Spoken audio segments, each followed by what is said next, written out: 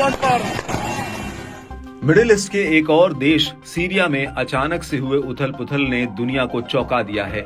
Syria एक बार फिर जल रहा है। विदेशी ताकतों की दखलंदाजी के चलते ये देश फिर से हिंसा के चक्र में फंस गया है। विद्रोही गुटों के आक्रामक तेवरों से जाहिर होता है कि लड़ाकों ने बशर अल असद सरकार को बेदखल करने की पूरी तैयारी कर ली है।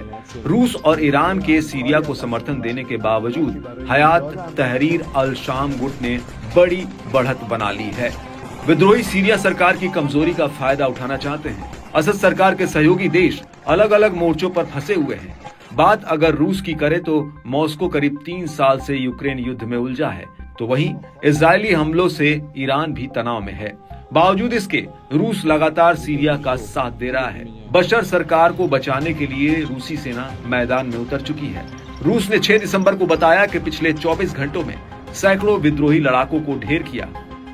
ओलेग इग्नासियुक ने बताया कि रूस और सीरिया की एयरफोर्स ने मिलिशिया के ठिकानों पर हमला किया। इस हमले में कम से कम 300 विद्रोही मार गिराए गए। इदलिब, हमा और अलेप्पो में मानव रहित हवाई वाहनों के गोदाम को नष्ट किया। सीरियाई सेना की मदद से रूसी एयरफोर्स 3 प्रांतों में लड़ाकों का सफाया करने के लिए जबरदस्त अभियान चलाएगी। बता दें कि ये कोई पहला मौका नहीं है जब रूस ने सीरियाई सरकार के समर्थन में विद्रोही गुटों पर हमला बोला हो। इससे पहले भी रूस ने विद्रोही गुटों के ठिकानों पर जबरदस्त धमाके कर विद्रोही खेमे के बड़े नुकसान का दावा किया है। हालिया संघर्ष की शुरुआत में भी रूस ने सीरियाई सेना की मदद के लिए विद्रोही गुटों के काफिलों और ठिकानों पर हवाई हमले किए थे।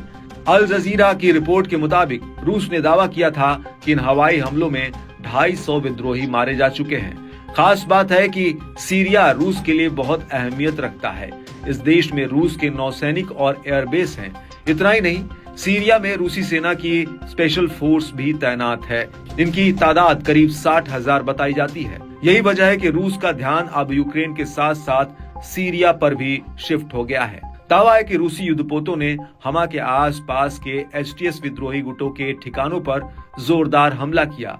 मीडिया आउटलेट अल अरेबिया की माने तो अल रस्तान पुल पर बड़े पैमाने पर रॉकेट हमलों की सूचना मिली, जो होम्स और हमा शहरों को एक दूसरे से जोड़ता है।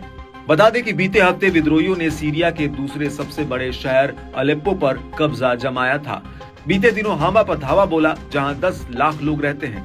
बताया जाता है कि अब लड़ाके रणनीतिक रूप से महत्वपूर्ण शहर होम्स की ओर बढ़ रहे हैं। न्यूयॉर्क टाइम्स के मुताबिक विद्रोही गुट में एचटीएस और उसके सहयोगी संगठन शामिल हैं, जो एक साथ मिलकर असद की सेना पर चढ़ाई कर रहे हैं। वहीं विद्रोही गुटों के सीरियाई राजधानी दमिश्क की ओर बढ़ता देख ईरान ने भी बड़ा फैसला लिया है।